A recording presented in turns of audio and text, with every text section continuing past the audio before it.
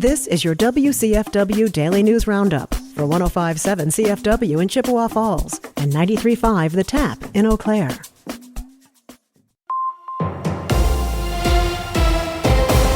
For 105.7 CFW News, I'm James Kelly.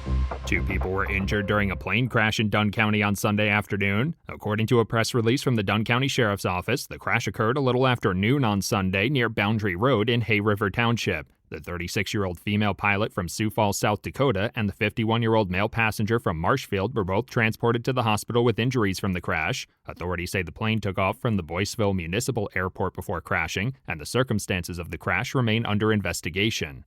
A Menominee woman has been charged with attempted first-degree intentional homicide and child abuse after allegedly trying to kill her 7-year-old son. Authorities say they responded to a welfare check of 37-year-old Emily Spaulding at around 8 p.m. on July 20th and were dispatched to the area again 2 hours later after the child ran away. Officers found him at a nearby business with a cut on his head, telling them Spaulding had attempted to stab him and hit him in the head with a hammer. Spaulding was arrested and placed at the Winnebago Mental Health Institute for evaluation.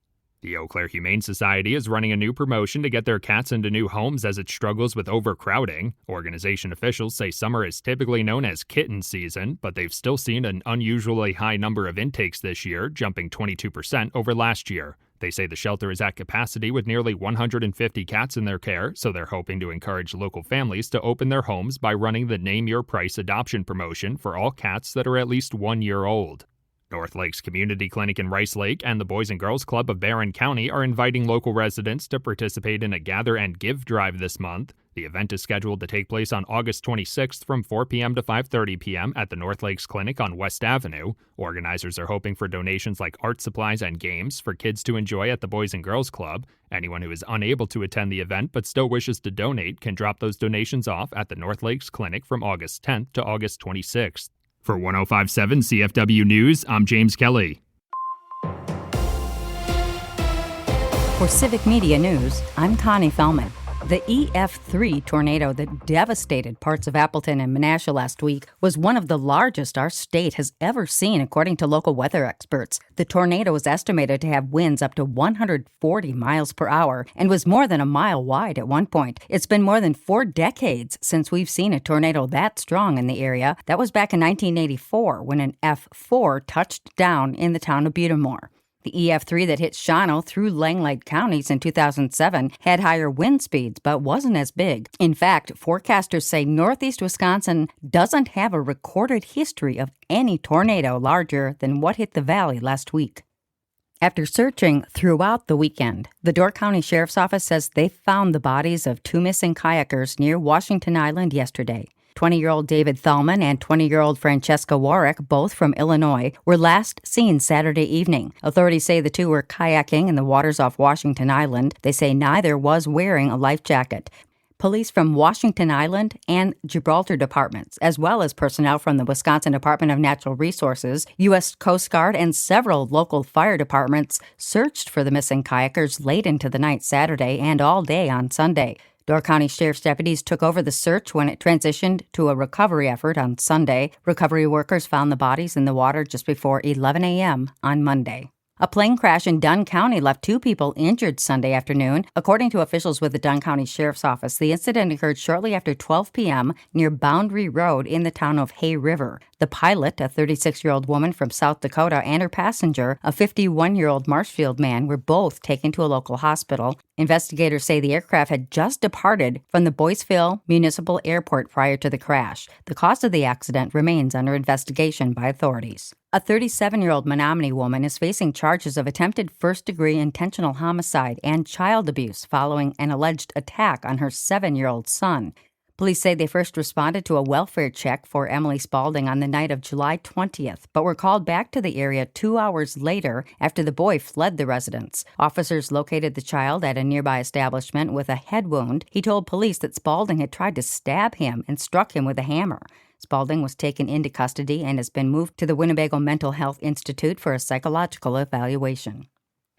The Wisconsin Department of Natural Resources is looking for help with statewide surveys. Officials say volunteers are needed to assist with monitoring deer and game bird populations across the Badger State, known as Operation Deer Watch and Game Bird Survey. Data gathered during the survey helps scientists understand the reproductive status of those animals and make decisions on wildlife management. Participants would just need to submit sightings on a mobile app and don't need to register. The Wisconsin Supreme Court has taken their show on the road. Oral arguments have been scheduled for Chippewa Falls in October. Officials say the Justice on Wheels event will help people learn more about the court, the appellate process, and the role of the judicial branch. The hearing will be open to the public. More information, including the case and seating details, will come out later. Wisconsin's capital city is one of the best places for first-time home buyers. A recent study from finance website Wallet Hub ranked 300 cities across the U.S. by looking at market attractiveness, affordability, and other factors. The survey placed Madison as the 18th best city in America for those buying a home for the first time. However, 2 other Wisconsin cities ranked ahead of Madison. Green Bay was ranked 13th, and Kenosha was 17th. And that's your state news update. I'm Connie Fellman for Civic Media News. Brewers and Pirates tonight. Hi, I'm Mike Clemens with Sports Baseball. The Brewers will try again after losing last night 4-3 at home to the Pirates. Pittsburgh has now beat Milwaukee 6 out of 7 times so far this season. The Brewers making trades before the deadline to acquire 3 pitchers, Dustin May and Jojo Romero from the Cardinals, and reliever Antonio Zenzatella from the Rockies. GM Matt Arnold says the Brewers were in talks with several teams before the deadline. We were in on a lot of things. I think we did what we can to help the team, and you're in on a lot of stuff. There's certainly some things where you come up short and you just got to pick yourself up and dust yourself off and try to do what you can to get the next thing. And ultimately, I think we were able to accomplish a lot over the last 48 hours to get some stuff done to really help the team. Pat Murphy says they needed the pitchers. We've been riddled with injuries, obviously, to lose Priester and Woodruff out of your rotation. And now you're going with 5 rookies, basically. NFL, the Packers now practicing in pads. Running back Marshawn Lloyd has been very impressive with his speed. With Sports, I'm Mike Clemens. A few scattered showers and thunderstorms lingering this morning, then partly to mostly cloudy with a high in the mid to upper 70s today. Tonight, scattered showers will drop into the mid-50s. Tomorrow, mostly sunny with a high in the upper 70s to near 80.